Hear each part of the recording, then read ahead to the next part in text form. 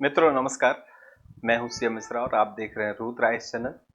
और इस वीडियो में हम कुछ तथ्यपरक जानकारियां अपने देश के 17वें उपराष्ट्रपति सीपी राधाकृष्णन जी के बारे में बताएंगे। तो आइए बिना किसी लेट लतीफ़ी के, बिना किसी देर के फटाफट उन पॉइंट्स पर हम डिस्कस करते हैं। सीपी राधाकृष्णन यानी इनका पूरा नाम है चंद्रपुरम पोन्नुसामी राधाकृष्णन। 77 वर्ष की इनकी अभी टोटल आयु है। 77 वर्ष की आयु में आप देश के 17वें उपराष्ट्रपति बने हैं।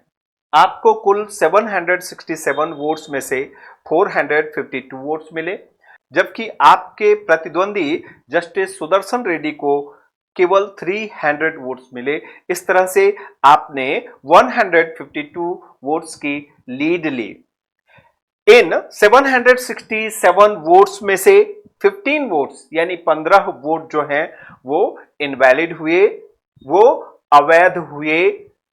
दक्षिण भारत से अब तक जितने भी उपराष्ट्रपति हैं उनके नाम इस प्रकार हैं। जैसे सबसे पहले जो हमारे देश के प्रथम उपराष्ट्रपति हुए डॉक्टर सर्वपल्ली राधाकृष्णन, ये आंध्र प्रदेश थे। देश के 6वें उपराष्ट्रपति बासप्पा दानप्पा जत्ती यानी बीडी जत्ती, ये कर्नाटक से थे। देश के 8वें उपराष्ट्रपति यानी रामास्वामी वेंकटरमन, ये तमिलनाडु से थे। इसके बाद देश के 10वें राष्ट्रपति कोचेरिल रामन नारायणन यानी के आर नारायणन, ये केरला से थे। देश के 15वें उपराष्ट्रपति वेंकैया नायडू जी आंध्र प्रदेश से थे। और अभी आप देश के 17वें राष्ट्रपति सीपी राधाकृष्णन जी नियुक्त किए गए हैं, निर्वाचित किए गए हैं, ये तमिलनाडु से हैं। आपका जन्म 4 मई 1957 को तमिलनाडु के तिरुपुर में हुआ। 1973 से मात्र 14 वर्ष की आयु से आप राजनीति में राष्ट्रीय स्वयंसेवक संघ के साथ सक्रिय रहे हैं। आपने भारतीय जनता पार्टी के पितृ संगठन जनसंघ के लिए भी सक्रिय भूमिका निभाई है। आप तमिलनाडु के लोकप्रिय नेताओं में से एक हैं। आपके समर्थक आपको तमिलनाडु का मोदी कहते हैं। यह आपके राजनीतिक नेतृत्व की क्षमता एवं प्रतिभा को दर्शाता है। 1996 में यानी 1996 में आपको भारतीय जनता पार्टी की तमिलनाडु राज्य का सचिव नियुक्त किया गया। 1998 में यानी 1998 में आप कोयंबटूर से पहली बार लोकसभा सदस्य चुने गए। इसी के साथ साथ अगले ही साल फिर हुए जो चुनाव 1999 में आप दूसरी बार कोयंबटूर से ही लोकसभा सदस्य निर्वाचित हुए। 2004 में आपने संसदीय प्रतिनिधि मंडल के सदस्य के रूप में संयुक्त राष्ट्र महासभा को संबोधित किया। आपने अमेरिका, ब्रिटेन, फ्रांस, जर्मनी सहित 1 दर्जन से अधिक देशों में भारत का नेतृत्व किया। यह आपकी कूटनीतिक क्षमता का परिचायक है। 2004 से लेकर 2007 के बीच आप तमिलनाडु भाजपा के प्रदेश अध्यक्ष रहे। इस पद पर रहते हुए आपने 93 दिनों तक चली 19,000 किलोमीटर की रथ यात्रा की।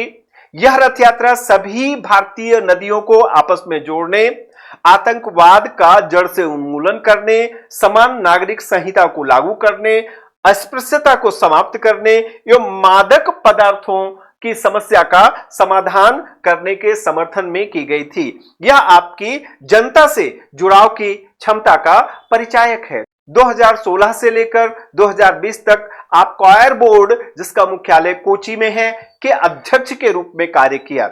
आपके नेतृत्व में भारत से कॉयर निर्यात 2532 करोड़ रुपए के सर्वकालिक उच्च स्तर तक पहुंच गया। यह आपकी आर्थिक समझ का परिचायक है। कॉयर नारियल के छिलके से बना रेशा होता है, जिससे तमाम तरह की रस्सियां, चटाइयां, ब्रश, बागवानी व मृदा संरक्षण में उपयोग की जाने वाली अन्य सामग्रियां बनाई जाती हैं। इसी कॉयर से गद्दे भी निर्मित किए जाते हैं। आधुनिक जो गद्दे होते हैं वो भी कॉयर से ही बनते हैं। 2020 से लेकर 2022 तक आपने केरल के लिए भाजपा के अखिल भारतीय प्रभारी का कार्य किया। 2023 में आपको झारखंड का राज्यपाल बनाया गया।